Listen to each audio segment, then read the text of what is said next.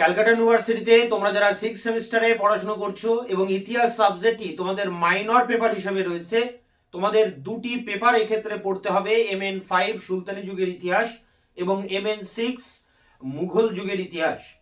এই দুটি পেপারের মধ্যে MN5 অর্থাৎ সুলতানি যুগের ইতিহাস নিয়ে বিস্তারিত আলোচনা করব আজকের এই ভিডিওতে।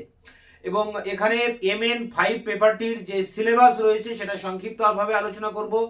তারপর এই পেপারের যে সাজেশন রয়েছে 2026 সেই সাজেশন তোমাদের সামনে তুলে ধরবো এবং সাজেশনের সমস্ত প্রশ্নের উত্তরও আমি ইতিমধ্যে চ্যানেলে আপলোড করে দিয়েছি, সেই সম্পর্কে আলোচনা করব।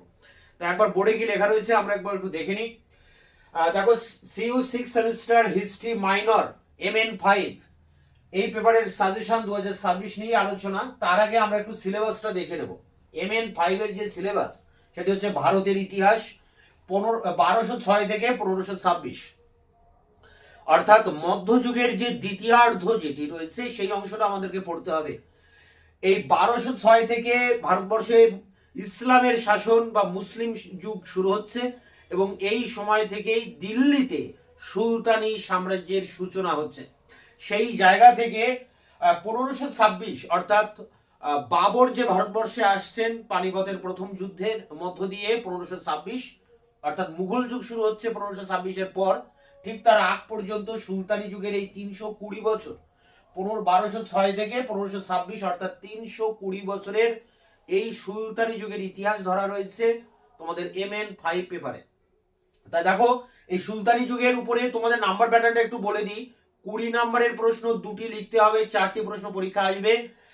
10 নম্বরের প্রশ্ন দুটি লিখতে হবে 20 নম্বর, এখানে 4টি প্রশ্ন পরীক্ষা আসবে। 5 নম্বরের 3টি প্রশ্ন লিখতে হবে, 6টি প্রশ্ন আসবে 15 নম্বর। এই 75 নম্বরের পরীক্ষা হবে MN5 সুলতানি যুগের ইতিহাসের উপরে। এবার আমরা একটু সিলেবাসটা দেখে নেবো যে কি রয়েছে সিলেবাসে। দেখো, সিলেবাসে মাত্র এই 4টি ইউনিট রয়েছে। এই 4টি ইউনিট যদি একটু ভালো করে বোঝো তাহলে বুঝতে পারবে সিলেবাসে কি রয়েছে। অর্থাৎ 320 বছরের সুলতানি যুগের ইতিহাসটাকে 4টি মডিউলে রাখা আছে, 1 2 3 4। প্রথমে রয়েছে দেখো সাহিত্যিক উপাদান, অর্থাৎ সুলতানি যুগের যে সমস্ত সাহিত্যিক উপাদান আছে সেগুলো নিয়েই এই ইউনিটটায় রয়েছে। সাহিত্যিক উপাদান বলতে উপাদান, এখানে ইতিহাসের উপাদান দুই প্রকার, একটা প্রত্নতাত্ত্বিক একটা সাহিত্যিক। সাহিত্যিক উপাদান বলতে যত বইপত্র লেখা হয়েছে, যত গ্রন্থ পুস্তক কাগজে যে ডকুমেন্টস যেগুলো রয়েছে, তথ্য রয়েছে যেগুলো, সেগুলোকে আমরা বলবো সাহিত্যিক উপাদান। অর্থাৎ সুলতানি যুগের অনেক ঐতিহাসিক আছেন যারা সুলতানি যুগের উপরে অনেক ইতিহাসমূলক গ্রন্থ লিখেছেন, যেমন বারানির কথা বলা যায়, আমির খসরুর কথা বলা যায়, এখানে বদায়ুনির কথা বলা যায়। এনাদের যে ইতিহাস চর্চা, তাদের যে সাহিত্যমূলক যে রচনা, সবকিছু নিয়ে রয়েছে এই সাহিত্যিক উপাদানের ভিতরে। এরপরে দেখো রয়েছে রাজনৈতিক কাঠামো। এই 2 নম্বর ইউনিট বা মডিউলটা সব থেকে বড়। রাজনৈতিক কাঠামো অর্থাৎ 1206 সালে মোহাম্মদ ঘুরি তার যে বিশ্বস্ত অনুচর কুতুবউদ্দিন আইবকের হাতে ভারতবর্ষের সাম্রাজ্য তার হাতে অর্পণ করছেন। তা 1206 সাল থেকে কুতুবউদ্দিন আইবক দিল্লি সুলতানি সিংহাসনে বসছেন এবং সেই জায়গা থেকে সুলতানি যুগ শুরু হচ্ছে। এরপর তার জামাতা ইলতুৎমিশ আসছেন, তারপর গিয়াসউদ্দিন বলবান আসছেন। এনারা হচ্ছেন বিখ্যাত বা উল্লেখযোগ্য সুলতান। গিয়াসউদ্দিন বলবানের পরে এরপরে আলাউদ্দিন খলজি আসছেন, মোহাম্মদ বিন তুগলক, ফিরোজ শাহ তুগলক, এরপর সৈয়দ ও লোদি বংশ রয়েছে। তা সুলতানি যুগের 320 বছরের ইতিহাসে অনেকগুলো রাজবংশ পরপর কিন্তু রাজত্ব করে। প্রথমে আছে ইলবাড়ি তুর্কি বা দাজ বংশ, তারপরে রয়েছে এখানে খলজি বংশ, তুঘলক বংশ এবং শেষে রয়েছে সৈয়দ ও লোদি বংশ। এই 5টি রাজবংশের মধ্যে যে সমস্ত উল্লেখযোগ্য রাজারা রয়েছেন বা সুলতানরা রয়েছেন, যেমন প্রথমেই রয়েছে ইলতুৎমিশ, তারপর বলবান, আলাউদ্দিন খলজি, মোহাম্মদ বিন তুগলক, ফিরোজ শাহ তুগলক। এনাদের প্রত্যেকের যে কৃতিত্ব, অবদান, তাদের যে কাজকর্ম, তাদের সাম্রাজ্যে তাদের যে সমস্ত অ্যাক্টিভিটিস, এগুলো আমাদেরকে জানতেই হবে।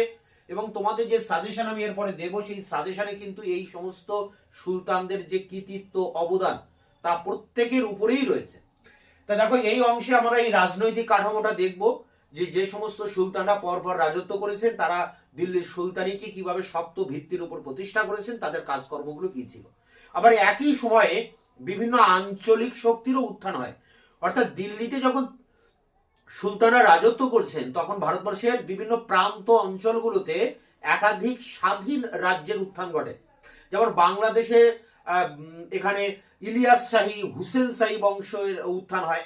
তো ইলিয়াস শাহী বংশের অবদান কি আছে বাংলাদেশে, বা সুলতান ইলিয়াস শাহের অবদান কি, আবার হুসেন শাহের যে রাজত্বকাল, আলাউদ্দিন হুসেন শাহের অবদান বা বাংলা সাহিত্য সংস্কৃতিতে হুসেন শাহী বংশের অবদান কি, এগুলো আমাদেরকে কিন্তু এই রাজনৈতিক কাঠামোয় দিল্লির সুলতানদের পাশাপাশি এগুলো পড়তে হবে, বাংলাদেশের ইলিয়াস শাহী বংশ ও হুসেন শাহী বংশ। আবার দক্ষিণ ভারতের দিকে যদি দেখি তাহলে দেখবো যে বিজয়নগর সাম্রাজ্য প্রতিষ্ঠিত হয় সে মোহাম্মদ বিন তুগলকের রাজত্বকাল থেকে। তাই সেই বিজয়নগর সাম্রাজ্যের সমাজ অর্থনীতি কেমন ছিল, কারণ বিজয়নগরে অনেক বিদেশি পর্যটকরা এসেছিলেন, তাদের ভ্রমণ বৃত্তান্ত থেকে আমরা বিজয়নগরের সমাজ অর্থনীতি জানতে পারি।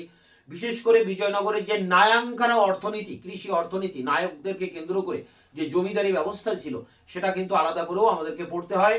এছাড়া রাজা কৃষ্ণদেব রায়, তার যে কৃতিত্ব, পার্শ্ববর্তী যে বাহমনি রাজ্য ছিল, মুসলিম রাজ্য বা সাম্রাজ্য, তাদের মধ্যে যে বিরোধ ছিল, বিজয়নগর এবং বাহমনির মধ্যে যে বিরোধের মূল কারণটা কি ছিল, এবং এখানে তালিকোটার যুদ্ধ হয়েছিল দুই সাম্রাজ্যের মধ্যে, সেই তালিকোটার যুদ্ধের গুরুত্ব কি, এসব কিছু, অর্থাৎ আঞ্চলিক রাজনৈতিক কাঠামো আমাদেরকে পড়তে হবে, বিজয়নগর, বাহমনি এবং বাংলাদেশ, এবং এখানে দিল্লির সুলতানদের যে রাজনৈতিক কার্যকলাপ সেগুলো আমাদেরকে পড়তে হচ্ছে এই 2 নম্বর মডিউলে। এরপর দেখো 3 নম্বর সমাজ ও অর্থনীতি। তা সমাজ অর্থনীতি বলতে এখানে সুলতানি যুগে, সবটাই সুলতানি যুগের উপরে। সুলতানি যুগের সমাজ কেমন ছিল, সমাজের কাঠামো কেমন ছিল, সমাজে উঁচু শ্রেণী, নিচু শ্রেণী, দরিদ্র শ্রেণী, কৃষক, শ্রমিক, এই যে মানুষের যে স্তর বিন্যাস ছিল সমাজে, সেগুলো আমাদেরকে পড়তে হবে। সমাজে উলেমা শ্রেণীর ভূমিকা কি ছিল, এসব কিছু পড়তে হবে। আবার এদেশে ইসলামের আসার ফলে ভারতীয়দের সাথে ইসলামের একটা সংমিশ্রণ ঘটে, একটা মিশ্র সংস্কৃতি ঘটে, ভারতের উপরে একটা ইসলামের সংস্কৃতির প্রভাব পড়ে, এগুলো কিন্তু আমাদেরকে এই সমাজ অংশে পড়তে হচ্ছে।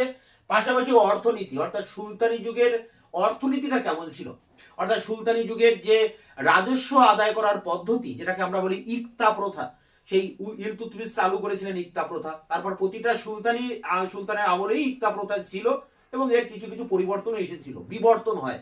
তাই এখানে ইকতা প্রথার বৈশিষ্ট্য কি, তার বিবর্তন কি, এগুলো জানতে হবে। কারণ ইকতা প্রথার মধ্য দিয়েই 320 বছর সুলতানি যুগের ভূমি রাজস্ব আদায় হয়েছে। তাই ইকতা প্রথাই ছিল সুলতানি যুগের অর্থনীতির মূল মেরুদণ্ড, সেটা আমাদেরকে জানতে হবে। এছাড়া সুলতানি যুগের যে ব্যবসা বাণিজ্য, আভ্যন্তরীণ বাণিজ্য, বহির্বাণিজ্য এবং বিভিন্ন কৃষিজ উৎপাদন, অকৃষিজ উৎপাদন, বিভিন্ন প্রযুক্তিবিদ্যার অগ্রগতি, এসব কিছু নিয়ে এই অর্থনীতি অংশে আমাদেরকে পড়তে হচ্ছে। এরপরে দেখো শেষ যে ইউনিটটা রয়েছে সুলতানি যুগের ধর্ম ও সংস্কৃতি। তা প্রথমে ধর্ম বলি। তা সুলতানি যুগে যে ইসলাম ধর্মের বিকাশ ঘটে ভারতবর্ষে সেটা আমাদের জানতে হবে।